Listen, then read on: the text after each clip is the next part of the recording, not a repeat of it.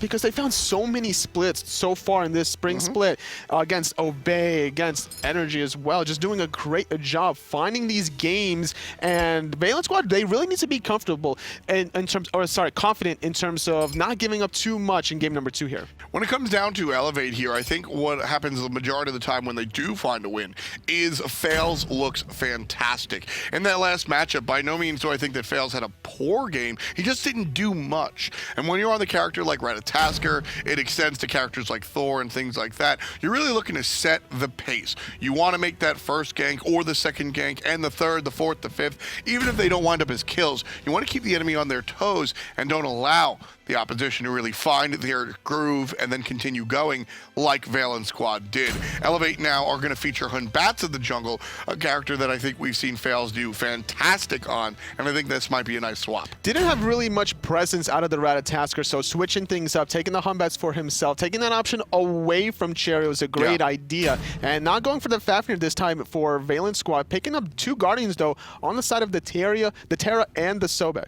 We'll see the Odin come out this time around for Elevate. So this, by picking the Odin, they're just telling Valance not to go Guan Yu. This pick, in theory, dissuades Valance from going some sustain, which did a very good job in game number 1 to allow Valance to sustain through some of those team fights and allow them with the eventual win. A Wheelish and Thor banned out by Elevate, so they really realize that Cherio is going to be a big driving force for Valance, as it have been in the past, whereas Vulcan and Isis prioritized for Valance, knowing that Elevate are going to have to watch out for their mid laner Nulissa, who's going to bring Scylla to the party today. That's not going to be the greatest setup for the Scylla here. Fear No Evil is going to kind of randomly throw somebody away from the totem, so Nulissa's going to have to be very careful about throwing those monsters. And the Odin Cage as well could potentially juke it out. As long as you have the movement speed, you could still avoid that ultimate. Well, one thing Nulissa here in her, I guess, second SPL season, though not a full season under her belt just yet, one of the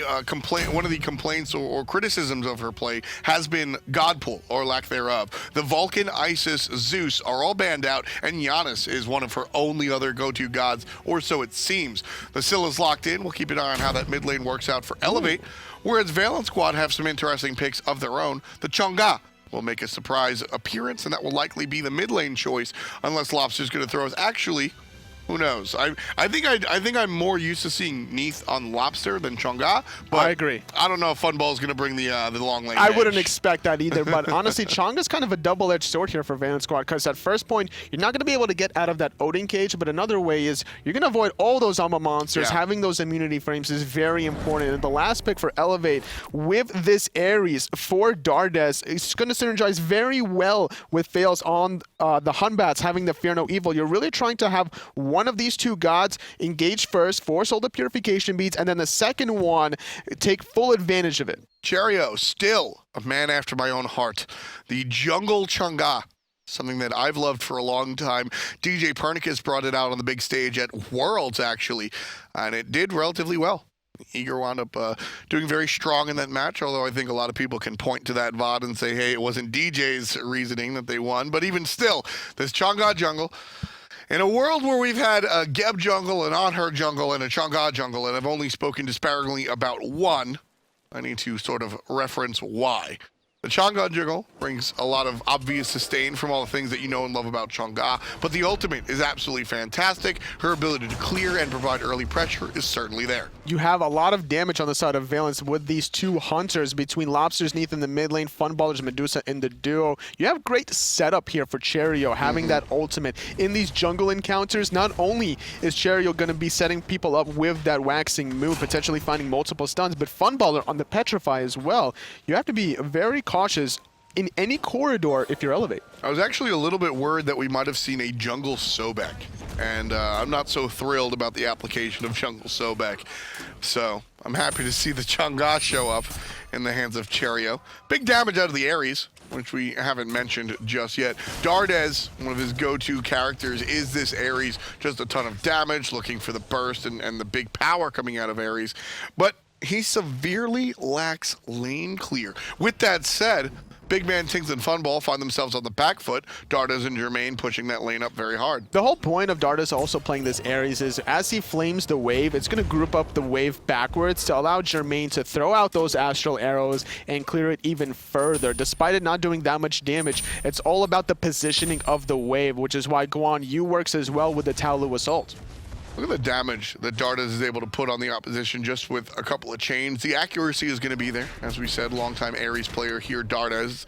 The long lane, otherwise affectionately known as the Bruise Brothers for Elevate, have certainly made a name for themselves, whether it's on this team or otherwise. These guys have been very successful with, well, these picks. And because of their aggressiveness, the aggressiveness of these Bruise Brothers, they're playing at the tower line. Dardas is threatening the potential of throwing the chains just for damage. That's going to force Big Man Tings and Funballer to sit at the tower line, and as the wave comes up forward, this is why we see the dual lane of Elevate clear it out before them, making these rotations towards their own buffs, and having a level advantage is Fail. Sitting at level 5 could potentially look for an easy pick here onto this support Terra that doesn't have CC immunity. Funball pushing up as well. Fail's trying to play it very safe, looking for the wraparound. He can go all the way around underneath, instead waiting for the opportunity for Big Man Tings or Funballer to overextend. A little bit of a missed opportunity there instead. Yeah, you know, right there, last game, we sort of gave Cherio a lot of props for playing very patient. But you mentioned specifically that there's a big difference between patience and hesitation. That is an example of a hesitation.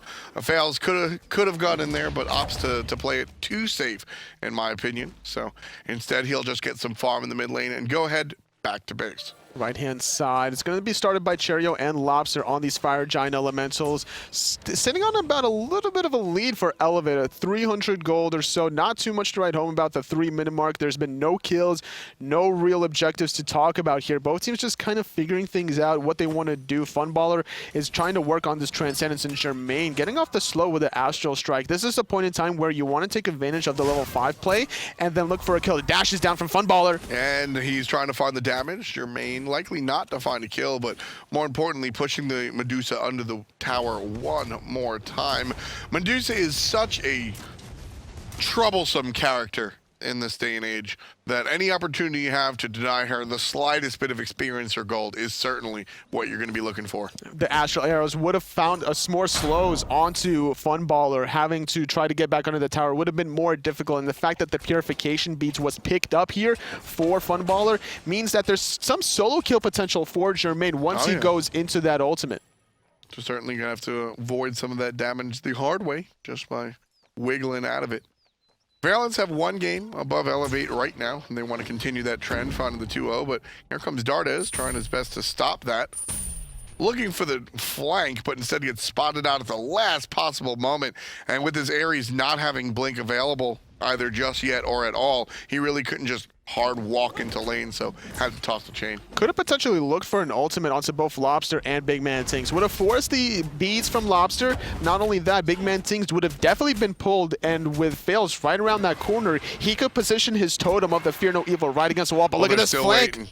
Still waiting. Lobster gets chained, beads to use the flip, and still in trouble. I'm a Monster comes out. Nulissa starts the game off with 1. Looking for the second, just finds the damage. Level 5, Funball comes in. Level 6, rather. Either way, uses the ultimate, but to no avail. Actually, Funball got what he wanted there, and that was just make everybody just stop. Just stop hurting my teammates, and that's exactly what he gets. But Elevate already get the kill. First blood goes to the red. And despite Funballer deterring from the second additional kill, he gave up a lot of experience and gold under that tower. Jermaine was able to get a huge wave of gold here being started by Elevate. Having to reset it though, the ultimate from Neath coming through. Cherio is here though. Dangerous call. Now Darda's in some trouble, gets lashed, and he's going to get crushed by Funball. The crush from his own mid laner, not going to help out too much.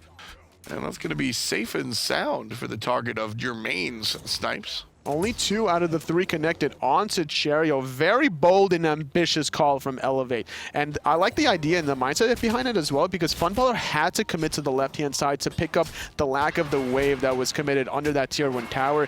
And without the ultimate of the Petrify, it makes it a little bit easier to be able to try to go for that goal area without having to worry about being petrified. I actually was going to mention that. I loved the decision-making coming out from Elevate. Now, it doesn't turn out in their favor, but you have to look when you're looking and analyzing these games, totally. Those are the types of things that you have to look at. Things don't always work out, but the thought process behind them is perhaps more important. Gank on the right side by Cherio is going to be countered by No Numbers. He drops a cage and he gets a kill of his own. That winds up being credit for him. And a little bit of an assist coming out from Fails, I suppose. Cherio immunes the bird bomb damage from No Numbers, but without that cooldown available, Fails getting the huge double wombo combo ultimate with No Numbers, having the overhand smash available, no prevention of damage quite yet for Cherio. He elected to go for that purification beads, which is smart whenever you're against a Hunbats. And of course, you know, Cherio does have the Moonlight Dance, so can avoid some of the damage by himself, so he can keep that in mind. But Elevate find their second kill, and Fails already having more of an impact in this game than I think he did in game number 1. You saw an early gank into the Ratatasker, and then kind of nothing really came about it after the fact. Fails kind of was relegated to just farming up. Here, this is much more what I like to see about this team. As teams mature and as they grow, you wind up having a number of different win cons or win conditions, tools that you, or game plans that you execute in order to find a victory. When it comes to Elevate, one of their single win cons, or the earliest win con that they've had, Big Man Ting's gonna fall down here nice and easy, has been the jungler. Fails does a lot of the driving and puts Elevate in the lane that they need to be in order to find the wins that come a little bit later. So when you're watching Elevate and Fails has a sort of quiet game, it's actually a really bad thing. You want to see Fails very noisy like he is here. 3 kills on the board for Elevate in total. 1 of them belongs to Fails, and 2 have his assistance. And with this kind of aggressive composition from Elevate, with the Ares support, with the Odin solo lane, with Nalissa playing the Scylla, there's a lot of damage on the board. So Fails has to potentially look for these jungle encounters with his huge Fear No Evil combination, allowing for these kills. Now participating in all 3 of these kills, finding 1 kill, 2 assists as well. And I like the idea and the mindset from Dardas to pick this Ares, specifically to counter Big Man Tings, because the whole kit of Terra relies on getting the dash through to break the monolith or break the stun wall, and with the cripple from the chains from Dardas, you're basically taking out the whole combo kit from Big Man Tings. And he's just not able to do what his character wants to do, which is a really big deal. And of course, you know, looking across the way, also Funball in a very bad spot. Part of Medusa, what makes Medusa so strong is how safe she is with that dash, and not having that dash available is pretty tough. Would you say that Ares has the easiest to execute? Not, well, I'm trying to figure out the term, but the most available cripple As a support? just in general. Now you have Poseidon Whirlpool that I think is very strong, but it's not as targeted, whereas on an Ares you can say, I want you crippled, and it's very easy to execute that. I would say Bakasura. Bakasura. I hate that character. I know, that's why I had to mention it on the cast, just because you're here with me. I know how much you hate that character. But honestly, that cripple pool is insanely large. Not only will you catch Terra, you might even catch somebody alongside. But execute. That's an ultimate, and you can't use that almost all the, like, as soon as you see the field come down from Terra, you can go ahead and you can target her with the Ares. But not only that, they have another great cripple on the side of Nalissa with the roots. As long as she can connect that as well, that's going to be an easy thing, especially once that gets maxed out. Sure. It's going to be able to hit multiple targets, whoever's nearby. So you don't even necessarily have to target Big Man Tings if you're Nalissa. Once you do max out that ability, you can focus on either the minions or even Zalia if Big Man's right around the corner. A lot of different options for Elevate as far as keeping Big Bang Tings in check. We celebrated his support play last time around, and certainly looking for the same here on the Terra. But will it be possible? Different story. Funball over here versus Jermaine. The Medusa versus the Ra matchup. Now, Funball should have the upper hand here for the majority of the game, but just hasn't. Jermaine has been able to really push into the enemy's tower line. It's because of the threat of the Ares in the laning phase, which is too much compared to the lack of damage coming from Big Man Tings, and the chains prevented the whole kit from Big Man to find the roots, find the stuns, to be able to set up Funballer in a comfortable position to outfarm Jermaine.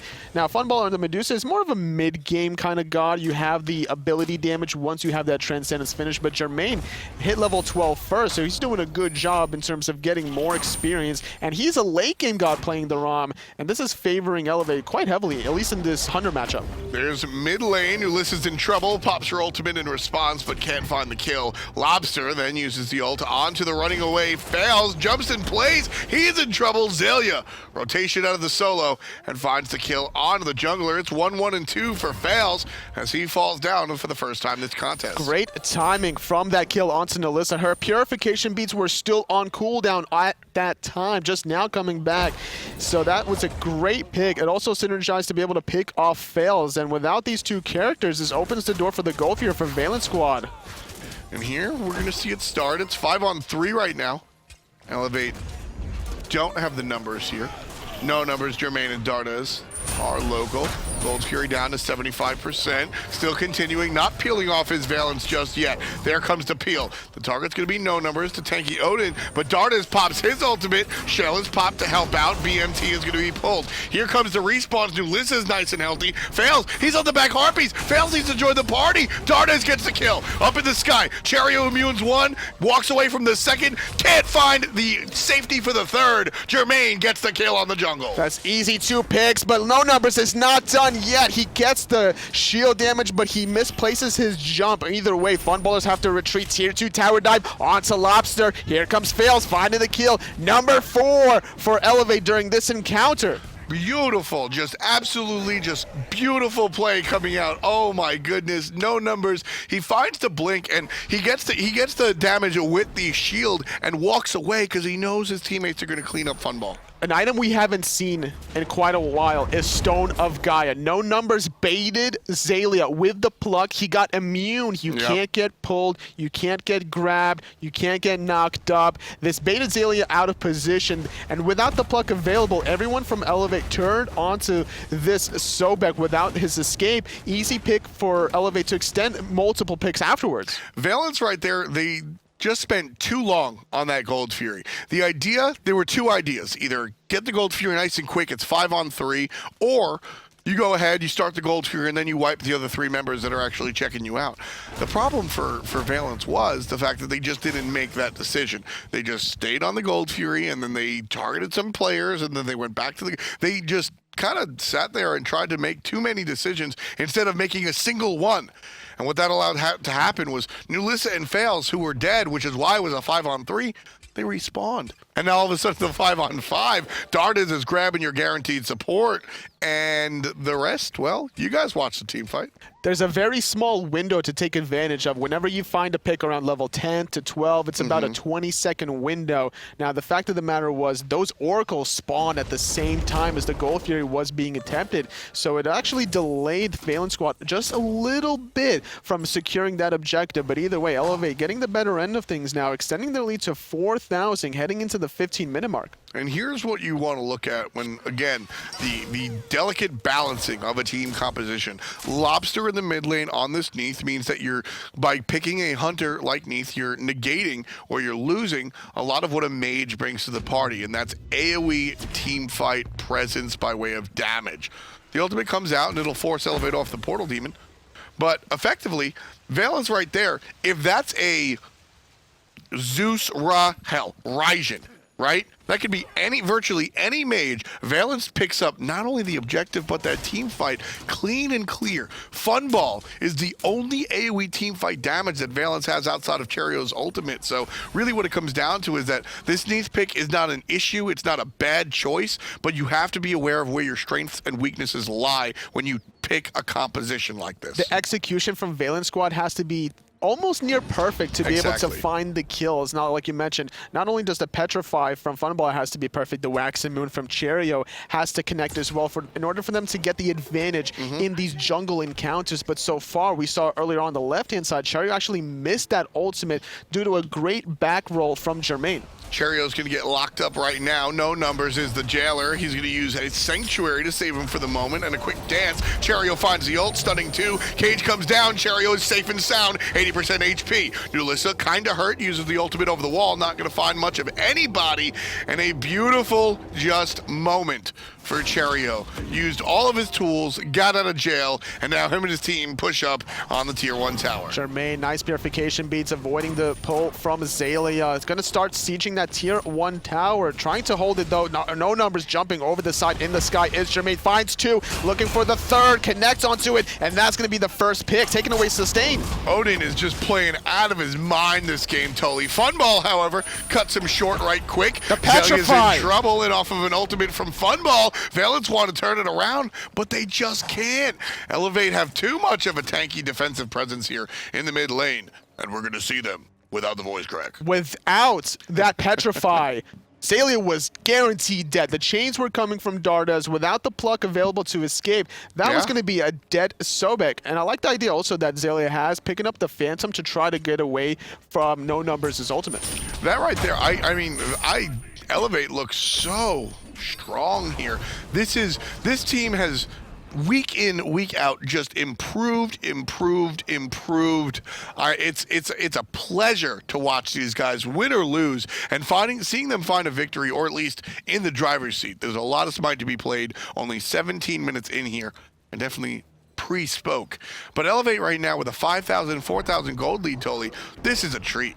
They're doing a great job recognizing the strengths of Valance and trying to counter that. Having the Odin for the anti-healing. Also, Dardas picking up the Pestilence now. They recognize that the Chang'e and the Terra is going to be a threat in these long encounters. And so Elevate here, I'm having a ball watching this team. I think Nulissa comes through and sort of shatters the mindset that she's a 1 or 2 god wonder, right? Bringing out this surprise Scylla. Fails here on the Monkeys, having a much better game than game number 1. And Elevate all across the board just look like a strong team. Most notably, No Numbers playing on this Odin, bringing multiple layers to a character that I think is relatively one-dimensional.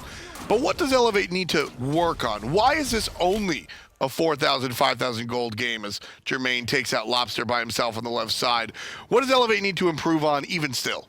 It's all about making sure that they don't give anything back in return, because playing with Elite is relatively simple as long as you're not too ambitious, diving tier 2 towers, diving Phoenixes without the support of the rest of your teammates. As long as you play together, you'll be A-okay. This is exactly what Elevate is doing. Big man Tings has to back because the left side, Jermaine is pushing on the Phoenix with his jungler in tow. The 3-on-4 here, now a 3-on-3 thanks to the support backing the base, is going to be trouble. But look, I think the damage is already done. Jermaine has the ability to shoot through you, my friend. Left side Phoenix goes down. Wonderful awareness by Elevate there to play both sides of the map.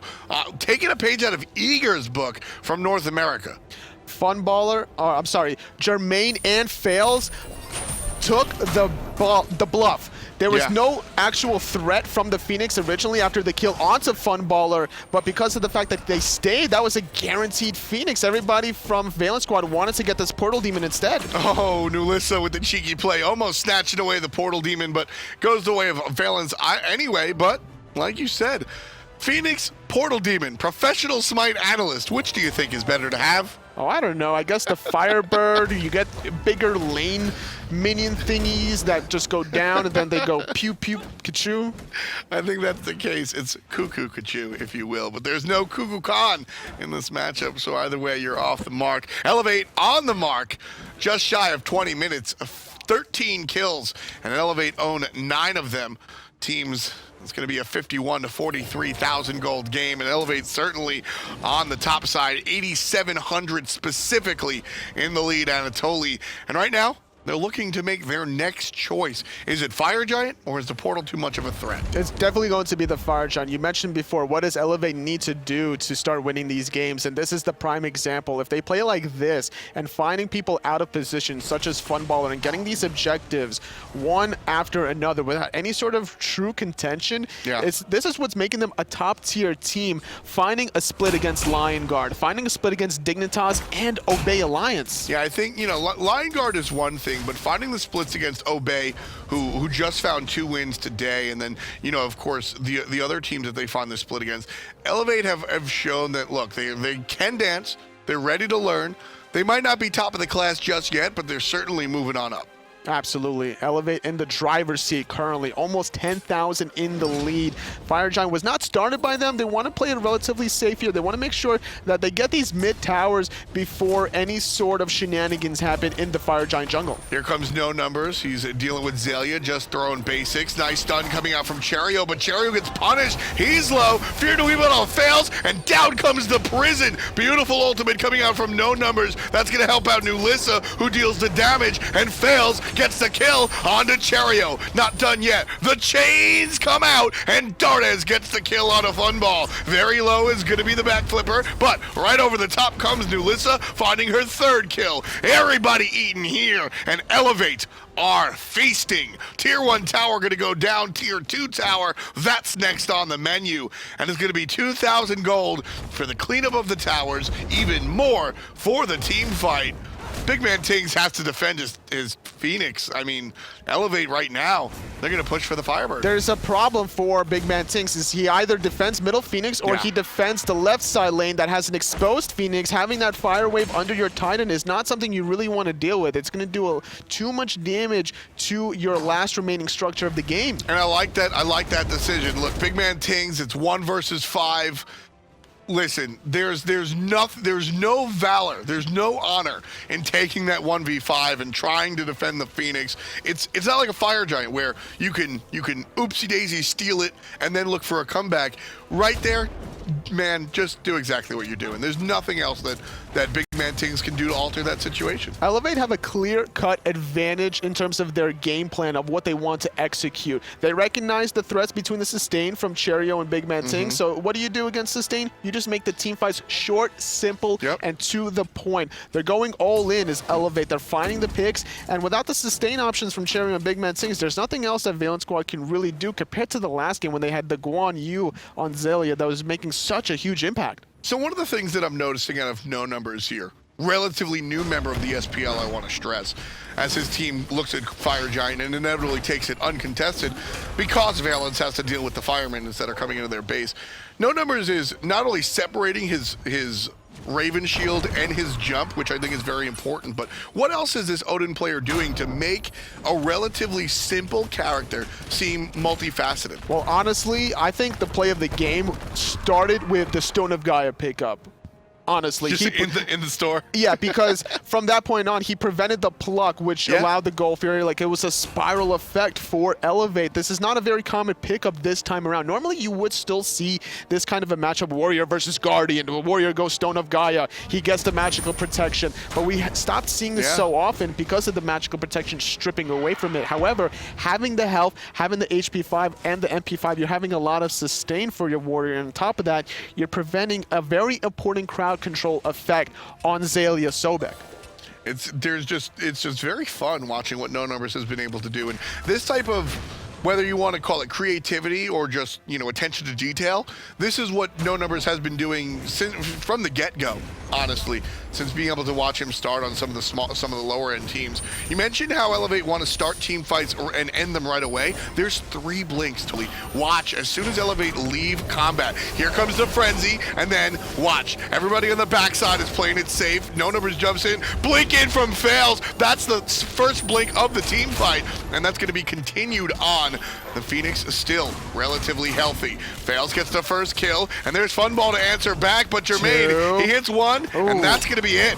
No cleanup there coming out from Elevate. Having trouble penetrating this front line against the Phoenix, but as Zelia gets low, excuse me, that opens the door for the Phoenix, and the third one will fall. The Crush doing so much damage. Cherio taking a spill. The Fire Archers getting credited with the last hit, but either way, Nulissa with the hot crush over the wall, finding those 2 picks, finding the last remaining Phoenix of the game. Elevate, they're the split team. Yeah, I mean, this squad, and we've seen teams come from this area before. You know who was a split team once upon a time? Hungry for More. Yes. And then they got picked up by an organization called Obey Alliance. And then they found themselves second at Worlds, totally.